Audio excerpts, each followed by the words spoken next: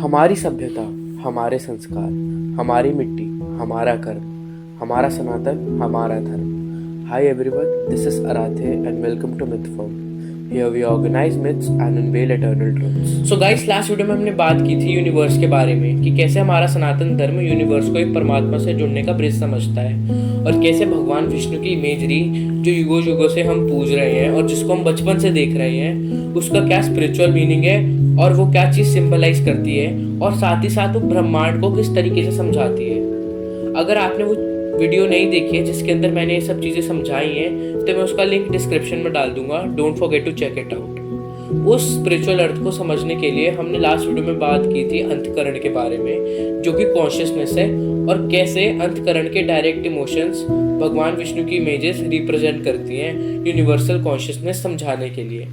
आज हम वैसे ही कुछ इमोशंस को समझेंगे जिनका स्पिरिचुअलिटी और यूनिवर्सल कॉन्शियसनेस को समझने में एक इम्पॉर्टेंट रोल है। भगवान विष्णु के बहुत सारे एट्रीब्यूट्स हैं जैसे कि कौस्तभ मणि, कीर्ता मुकुट, सुदर्शन चक्र, शंख, जो कि यूनिवर्स के काफ़ी सारे एस्पेक्ट्स को सिंबलाइज करते हैं। ऐसे ही कुछ एस्पेक्ट्स को हमारी कॉन्शियसनेस यानी कि अंतकरण रिप्रेजेंट करती है, जिनकी लास्ट वीडियो में हमने बात की थी। पर कुछ ऐसे एट्रीब्यूट्स और हैं जो अंतकरण को नहीं पर यूनिवर्स के कुछ और स्पिरिचुअल एलिमेंट्स को रिप्रेजेंट करते हैं। आइए अब उनकी हम बात करते हैं। मणि, समुद्र मंथन द्वारा प्राप्त की गई कौस्तभ मणि एक बहुत ही रेडिएंट ज्वेल है। इसका कंपैरिजन हम ऐसे कर सकते हैं कि अगर हम एक तरफ कौस्तभ मणि को रख दें और एक तरफ लाखों सूरजों की चमक रख दें तो कौस्तभ मणि उतने ही ग्लो करेगी जितना लाखों सूरज मिलकर ग्लो करेंगे। भगवान विष्णु का कौस्तभ मणि धारण करना सिंबलाइज करता है उनको पूरा ब्रह्मांड धारण करना। विष्णु पुराण में लिखा है कि जब भगवान विष्णु कौस्तभ मणि को धारण करते हैं तब वो ब्रह्मांड की आत्मा को धारण करते हैं। मतलब कि ब्रह्मांड यानी कि हमारी सुप्रीम रियलिटी भगवान विष्णु में कौस्तभ मणि के रूप में स्थापित है। आज हम जो चीज़ें कर पा रहे हैं, जिन चीज़ों को अनुभव कर पा रहे हैं और जिन चीज़ों से अपनी लाइफ चला पा रहे हैं, अगर वो चीज़ें नहीं होती तो सोच के देखो कि ये दुनिया कितनी अजीब होती।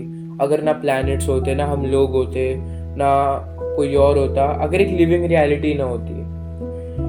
ऐसी चीज़ को हमारे शास्त्रों में, हमारे स्पिरिचुअल ग्रंथों में प्रधान के रूप में कहा गया है। प्रधान यानी कि non materialistic cosmic soup, a state where there is no material manifestation for creation of world and worldly figures।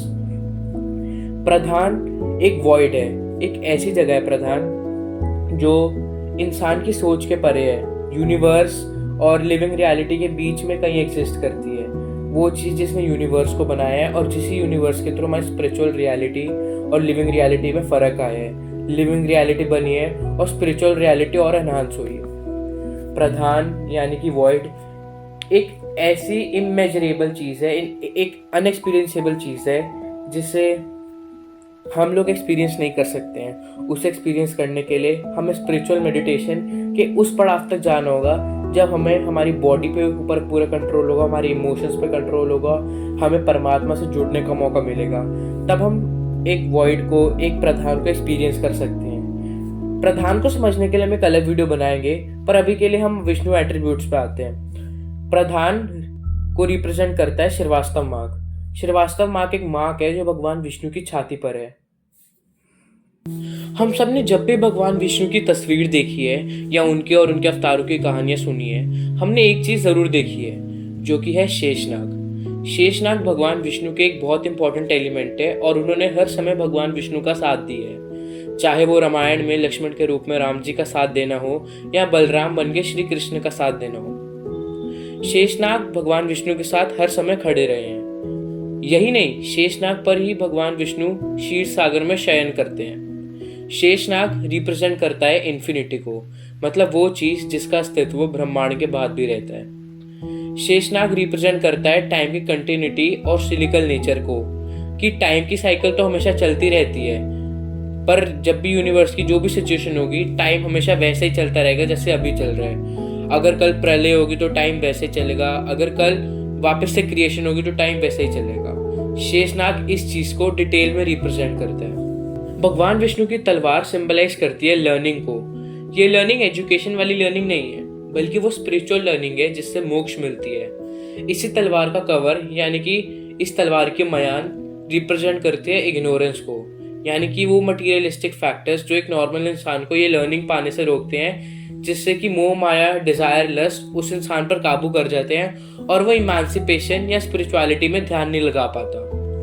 इसी तरह भगवान विष्णु के एरो सिंबलाइज करते हैं हमारी senses of perception and actions को, हमारी इंद्रियों को। किरीटा मुकुट जो भगवान विष्णु का मुकुट है, वो सिंबलाइज करता है भगवान विष्णु के टॉप मोस्ट स्टेटस यानी कि उनकी डिवाइन अथॉरिटी को, और साथ ही साथ वो मुकुट सिंबलाइज करता है हमारी स्पिरिचुअल एनलाइटमेंट को। सो गाइस, अब आपको समझ आ गया होगा कि भगवान विष्णु की जो इमेज हम बचपन से देखते आ रहे हैं वो क्या सिंबलाइज करती है और उसका आध्यात्मिक अर्थ यानी कि स्पिरिचुअल मीनिंग क्या है। With this, I end this video, and also guys, please tell me in the comments how it was. And if you like this video, don't forget to like, subscribe and share my channel. Meet you in the next video. Bye.